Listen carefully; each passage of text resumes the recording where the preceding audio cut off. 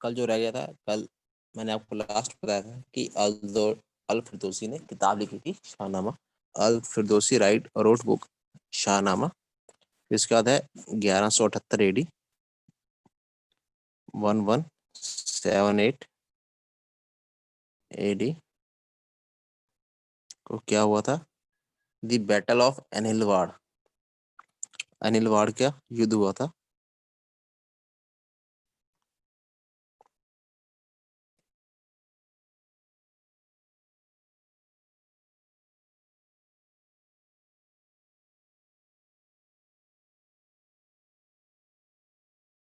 The battle of Anilwad took place. Anilwad का युद्ध हुआ था 1178 में। फिर उसमें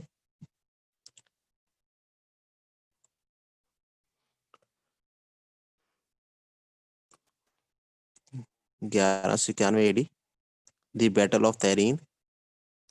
तहरीन का युद्ध हुआ।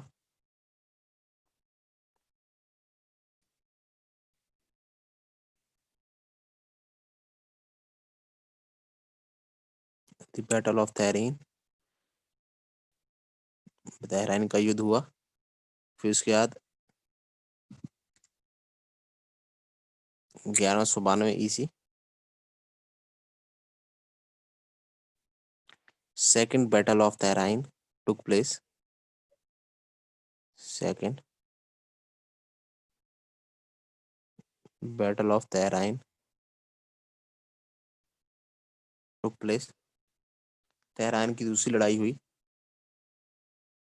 और उसके बाद इसी तहरान की दूसरी युद्ध के बाद चंद्रवरदाई ने एक किताब लिखी जिसका नाम था पीरासो।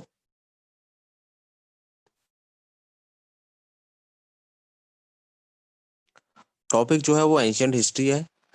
एंशियंट हिस्ट्री का ही टॉपिक चला है, वो खत्म नहीं हुआ था।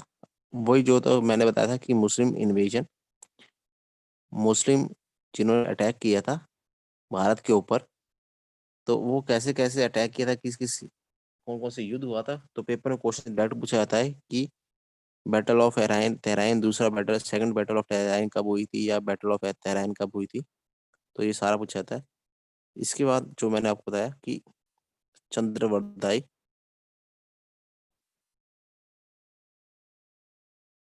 Chand Bardai wrote book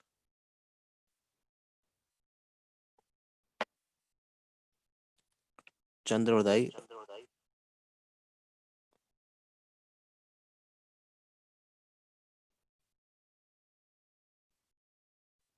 road book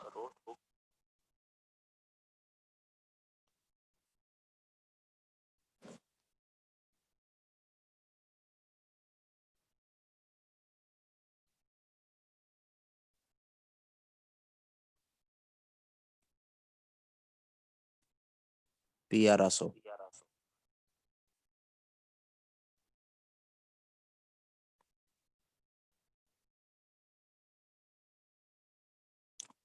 Chand Bardai ने एक किताब लिखी पियारासो।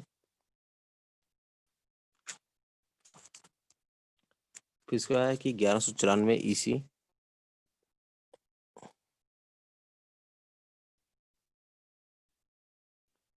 Battle of Chandawar took place.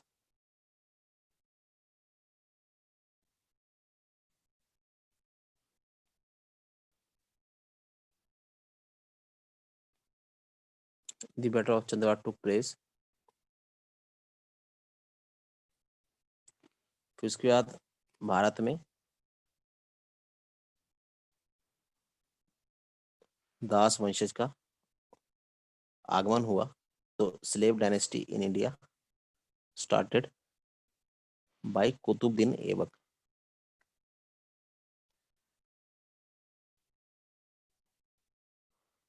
Qutubuddin Aibak जो था वो मोहम्मद गौरी का स्लेव था, दास था। और उसने मोहम्मद गौरी की मृत्यु के बाद भारत पे शासन किया। तो ये याद रखेंगे।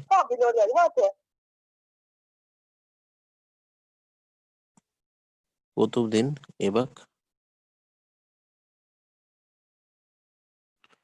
कुतुबुद्दीन ऐबक, पेपर में पूछा था कि कुतुबुद्दीन ऐबक ने भारत में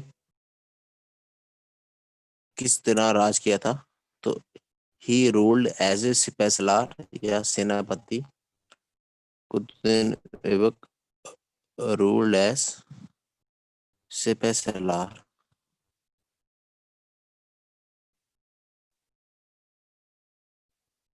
या फिर जिसको सेनापति भी कहा जाता है, also called as. Qutubuddin Aibak को लख बख्श भी कहा जाता है।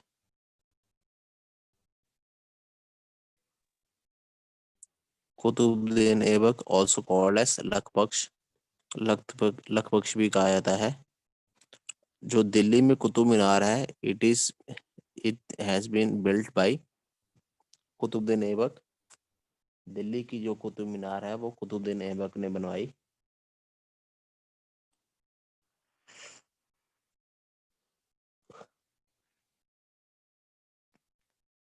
ही बिल्ट कुतुब मीनार, ही बिल्ट कुतुब मीनार। और 2.5 दिन का झोपड़ा, ही बिल्ट कुतुब मीनार और 2.5 दिन का झोपड़ा भी का निर्माण। 2.5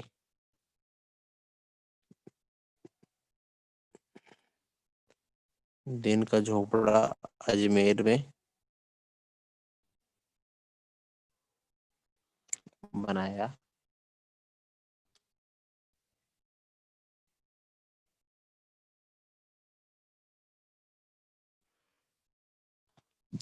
फिर उसके बाद आता है इल्तुतमिश।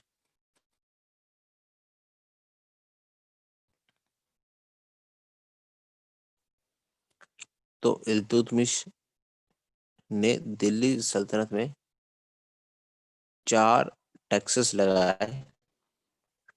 Iltutmish imposed 4 taxes।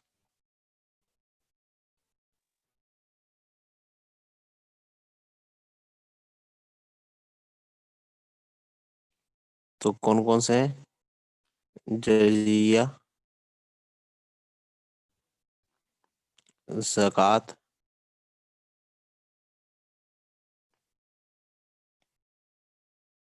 खिराज और खम्स।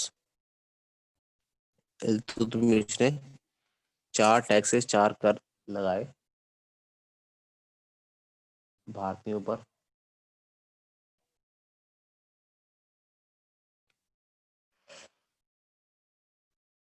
और बड़ा इंपॉर्टेंट रहता है कि एकता प्रथा की शुरुआत किसने की थी?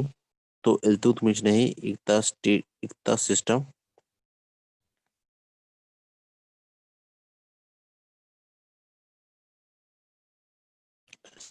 Started by him. एकता प्रथा की शुरुआत इल्तुतमिश ने की थी। और ये भी पूछा जाता है कि टर्किश ए चहलगानी की शुरुआत किसने की थी? तो याद रखेंगे ही फाउंडेड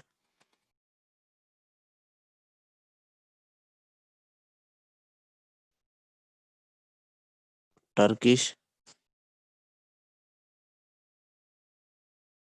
ए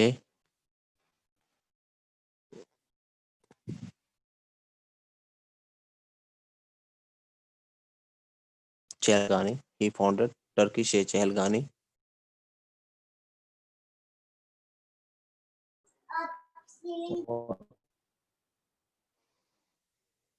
क्वेश्चन पूछा था कि चंगेज खान किसके दरबार में आया था? तो याद करेंगे Genghis Khan, he was the Mongolian invader, ये मंगोलियन शासक था। और इल्तुतमिश के शासनकाल में भारत में आया था 1221 में। तो याद रखें कि 1221 में Genghis Khan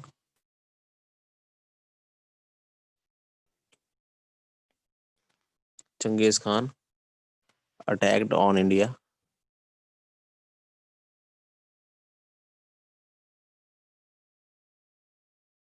and he was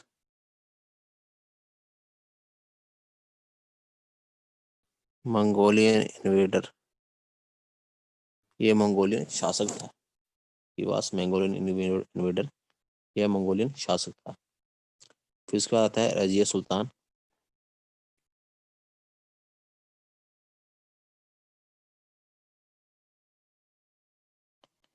Razia Sultan जो थी, she was the daughter of Iltutmish. Razia Sultan जो थी वो इल्तुतमिश की बेटी थी। And he was the first lady ruler in India, और ये पहली मुस्लिम रूलर थी, मुस्लिम शासक थी, पहली महिला मुस्लिम शासक थी। तो याद रखेंगे Razia Sultan was the daughter of Iltutmish. And बहुत इंपॉर्टेंट क्वेश्चन है ये, पेपर में वो पूछा गया, first lady ruler in India.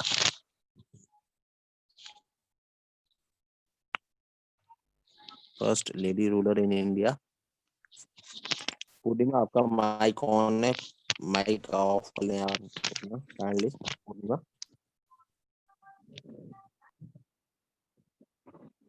Purnima आपका माइक ऑन है, माइक। अब कीर्ति आपका माइक ऑन है, माइक ऑफ कर लें। काइंडली आपसे रिक्वेस्ट है कि आप अपना माइक ऑफ ही रखा करें।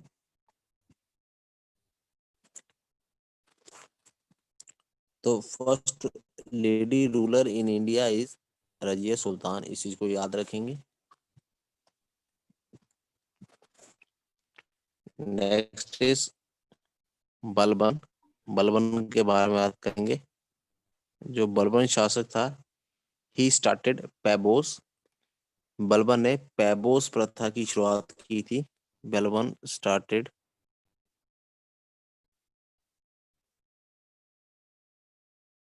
पैबोस।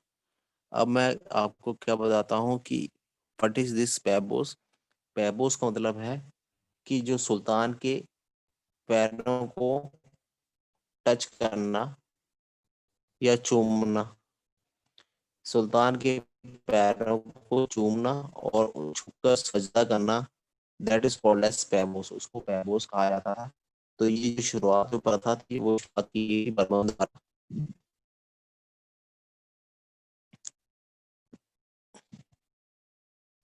और बलबन ने अपने आप को, he has given the title as caliph of Baghdad. Baghdad का खलीफा का नाम अपने आप को दिया था। He called himself as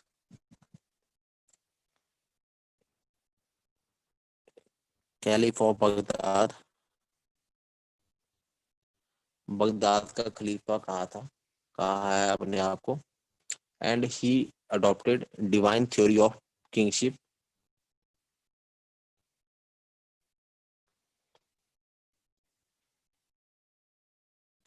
He adopted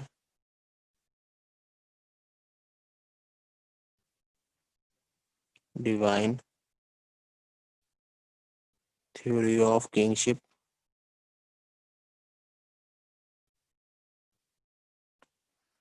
He adopted divine theory of kingship. उन्होंने किंगशिप की जो डिवाइन डिवाइन थ्योरी थी वो अपनाई, बलबन ने।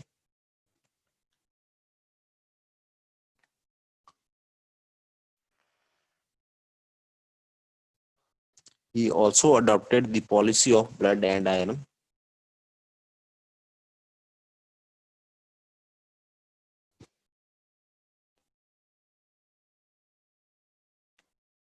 He also adopted the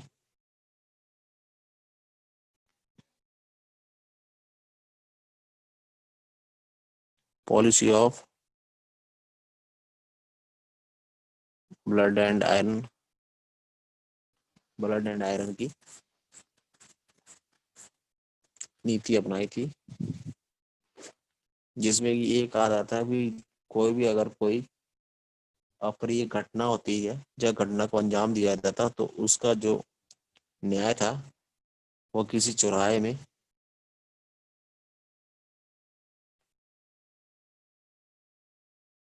तो तलवार द्वारा उसका सर कलम काट कर देना, तो वो सबके सामने एक दहशत का माहौल बनाता था। ये जो अडॉप्टेड पॉलिसी थी ये बलबन ने अपनाई थी।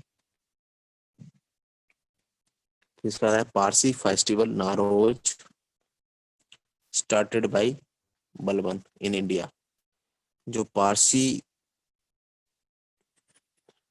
त्योहार है Nauroz, Parsi festival Nauroz started by Balban.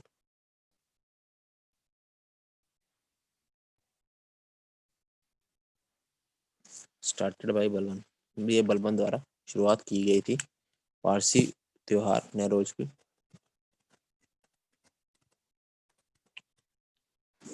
उसके बाद जो शासक आया उसका नाम था अलाउद्दीन खिलजी।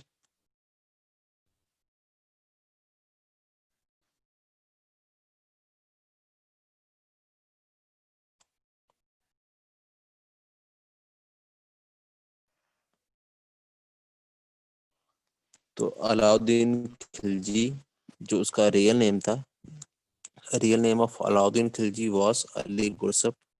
अलाउद्दीन खिलजी का जो है रियल नेम वॉज अली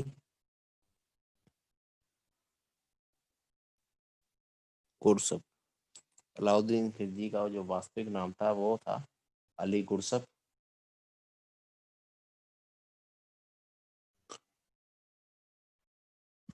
और आपने ये अलाउद्दीन खिलजी नामक नाम भी सुना होगा, पद्मावती फिल्म मूवी आई थी उसमें अलाउद्दीन खिलजी बने हुए थे। तो उसमें ये कहा था कि उन्होंने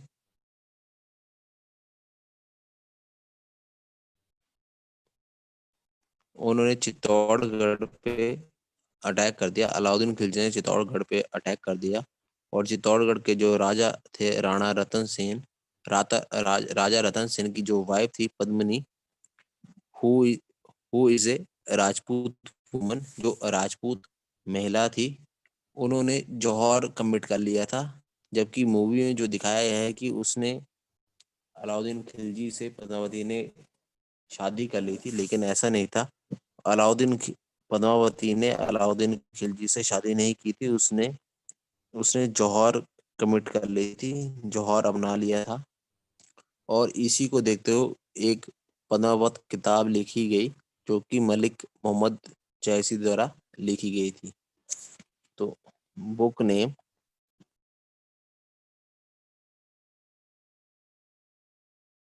बुक नेम पद्मावत, बहुत इंपॉर्टेंट है, पद्मावत रिटन बाय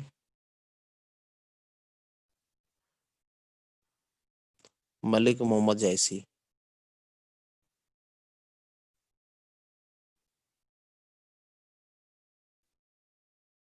मलिक मोहम्मद जैसी द्वारा पद्मावत नामक किताब लिखी गई थी जो पद्मावती के ऊपर थी।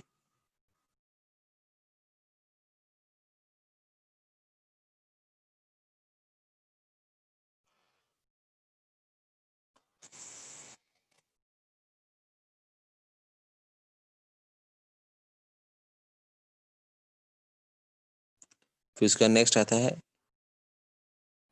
अलाउद्दीन खिलजी ने एकता सिस्टम को बंद कर दिया। Alauddin Khilji, he stopped Ekta system,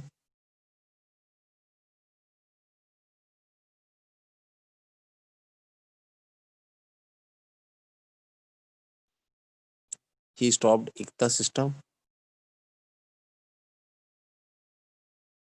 and started market controlling system,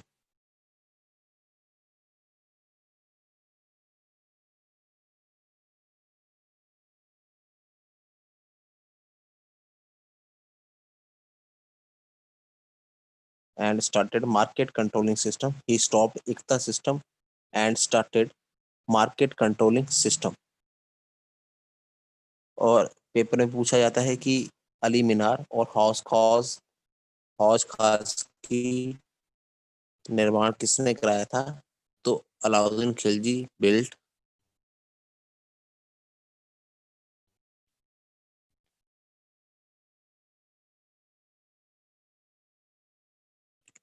He built Ali Darwaza,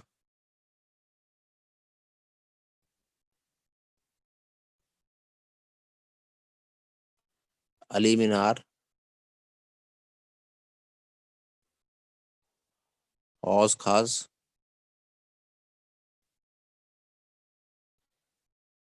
He built Ali Darwaza, Ali Minar, Hauz Khas और शीरी फोर्ट, शीरी किला.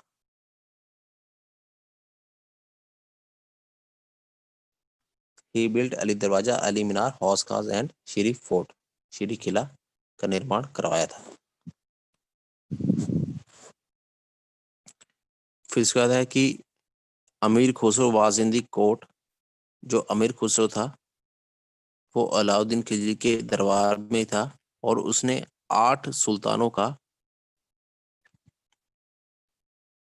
जीना और मना देखा था. And he saw rise and fall of 8 सुल्तान. तो याद रखें, अमीर Khusro was in the court,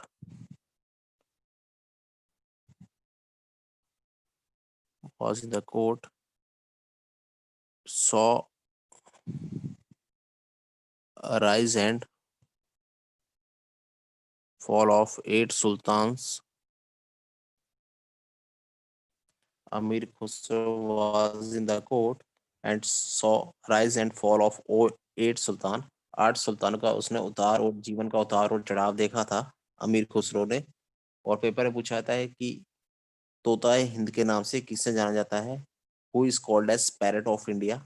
तो अमीर खुसरो को पैरट ऑफ इंडिया और तोता हिंद कहा जाता है. तो अमीर खुसरो called as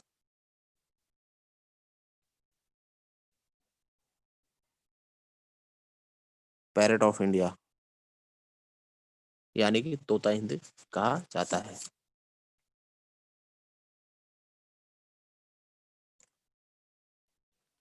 फिर इसका पेपर में क्वेश्चन आता है कि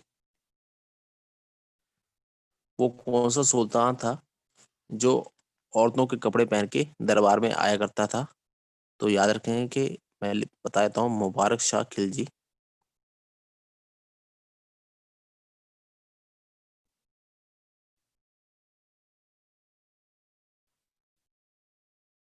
मुबारक Shah Khilji sometimes wear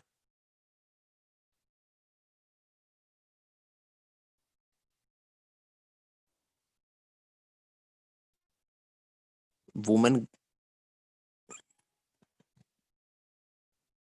close in the court.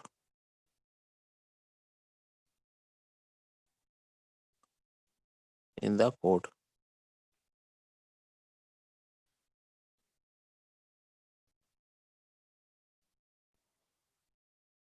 तो ये कोर्ट में ये पहन के आया करता था.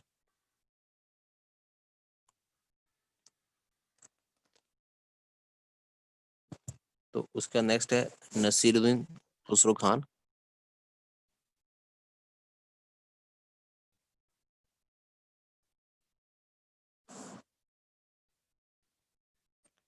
नसीरुद्दीन.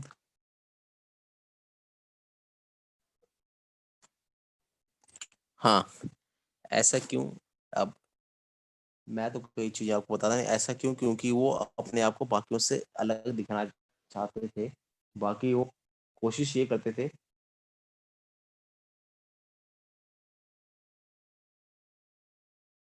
कि उनका नाम भी कभी ना कभी, जैसे मैंने आपको बताया कि इक्ता सिस्टम अलाउद्दीन खिलजी ने स्टार्ट किया, तो अपना नाम चलाने के लिए, जैसे मैंने आपको बताया शतमान जो थे, फर्स्ट सिल्वर कॉइन्स किसने चलाए, तो अशोका ने चलाए.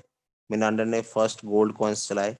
तो ऐसे अपने आप को न्यूज़ में रहने के लिए या सुर्खियों में रहने के लिए ये किया करते थे कि जिससे उनकी पहचान, अलग सी पहचान दिखे और बने. अगर वो अगर मैं आपसे ये पूछूं कि अगर मैं ये क्वेश्चन पूछता हूँ, अगर मैं ये क्वेश्चन पूछता हूँ कि women governments in the court वाला, अगर आप ये भूल जाओ अभी से, अगर 5 मिनट पहले अगर मैं पूछूं हु वाज मुबारक शाह खिलजी, तो आपको नहीं पता होगा कि हु वाज मुबारक शाह खिलजी. लेकिन अपने आप को उसने यही चीजें जो बाकी के सुल्तान थे उनको दिखाने के लिए या बताने के लिए कि कभी उसके पूछेंगे कि कौन सा ऐसा सुल्तान था जो औरतों के कपड़े पहन के दरबार में आया करता था, तो वो मुबारक शाह खिलजी थे। तो नेक्स्ट है मेरे उसके बाद नसीरुद्दीन खुसरो खान।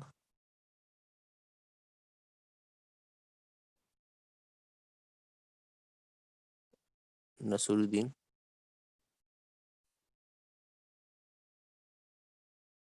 खुसरो खान। जो नसीरुद्दीन खुसरो खान था, he was the only Indian Muslim Sultan came in power. He was the only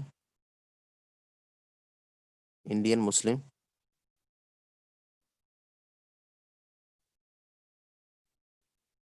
Sultan came in power.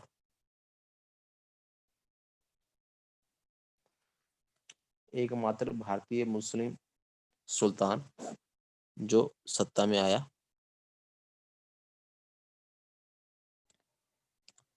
और एक बहुत ही फेमस प्रोवर्ब है, लोकोक्ति है, जिसमें कहा जाता है कि दुल्ली हुजूर दिल्ली अभी दूर है।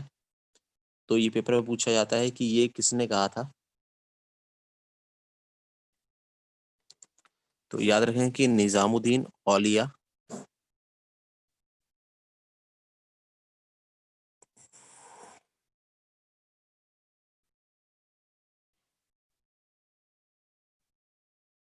Nizamuddin Auliya was the Sufi saint of India. ये सूफी संत थे भारत के, सूफी संत of India. Once he remarked, एक बार उसने कहा था। वंस ही रिमार्क्ड, हुनूज दिल्ली दूरस्थ।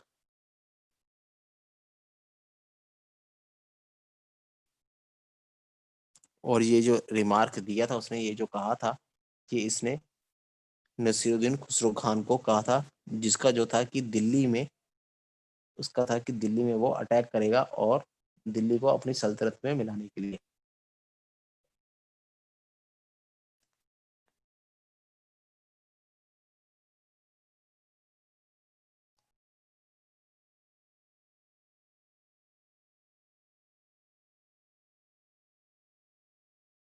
तो किसी को अभी तक कोई प्रॉब्लम है या कुछ चीज समझ ना आए तो पूछ सकते हैं।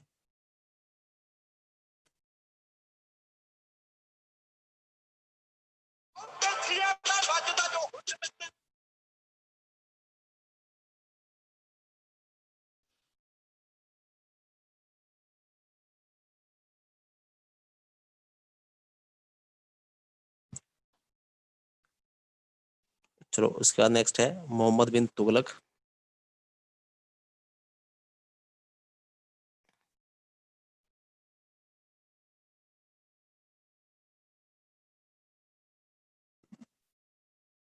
उसके बाद आता है Mohammad bin Tughlaq.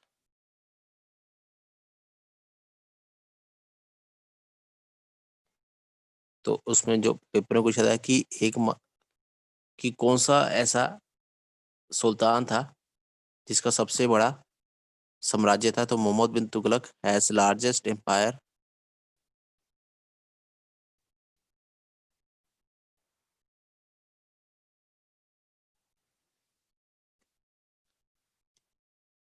Has largest empire and also most learn, और सबसे पढ़ा लिखा सुल्तान था ये, and also most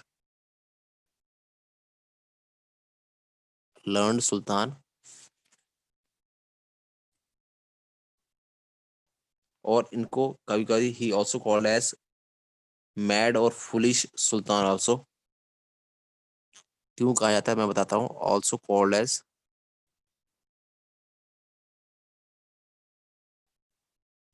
mad, foolish और इंसेन सुल्तान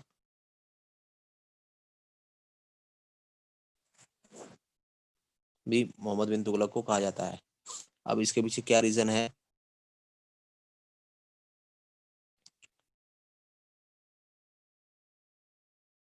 अगर मैं वैसे करूँ, जो आप लोगों ने देखा होगा, सुनने में आया होगा कि जनरली अगर कोई बोलता है ये पढ़ा लिखा है, ज़्यादा पढ़ा लिखा है, तो लोग बोलते हैं कि पागल होगा।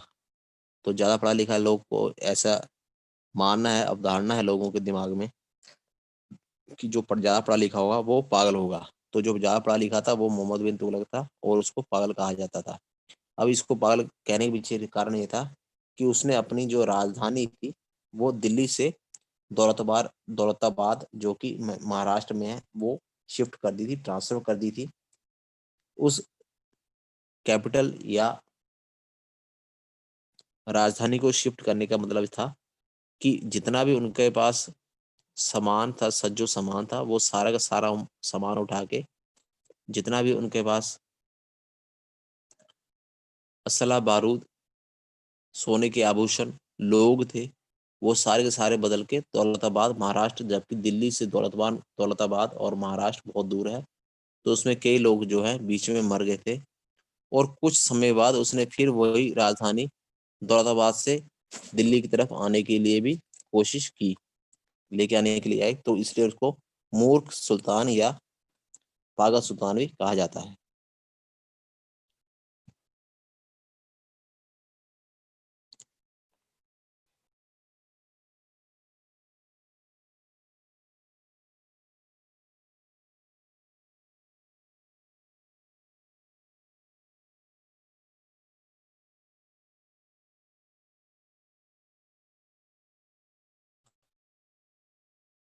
फिर इसका नेक्स्ट आता है इब्न 1333 में, in 1333, Ibn Battuta came to India.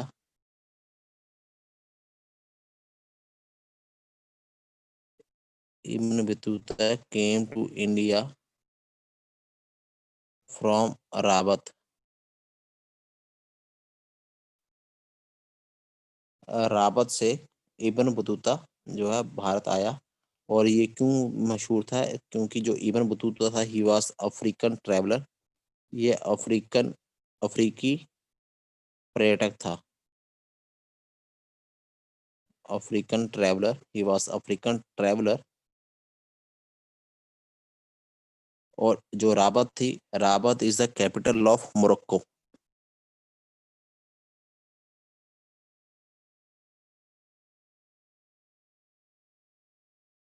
राबत was the capital of Morocco.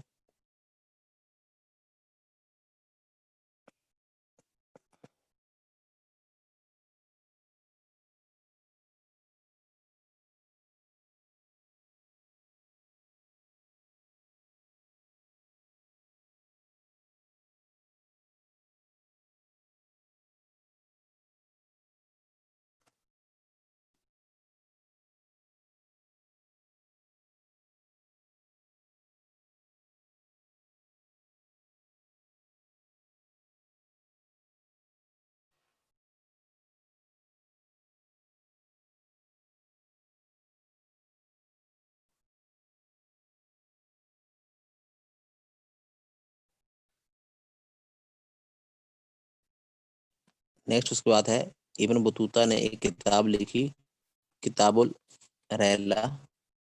Ibn Battuta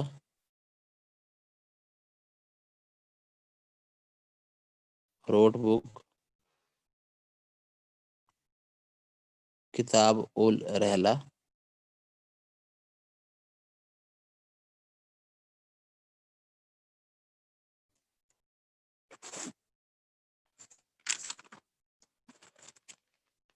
फिर उसके आगे था फिरोज शाह। हाँ, फिर उसके बाद आता है कि नसीरुद्दीन मोहम्मद शाह तुगलक।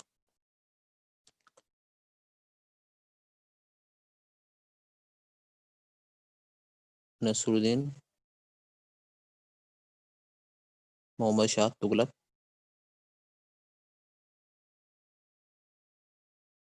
जिसमें मोहम्मद शाह, नसीरुद्दीन मोहम्मद शाह तुगलक के समय 1398 में तैमूर लंग ने भारत पर अटैक कर दिया।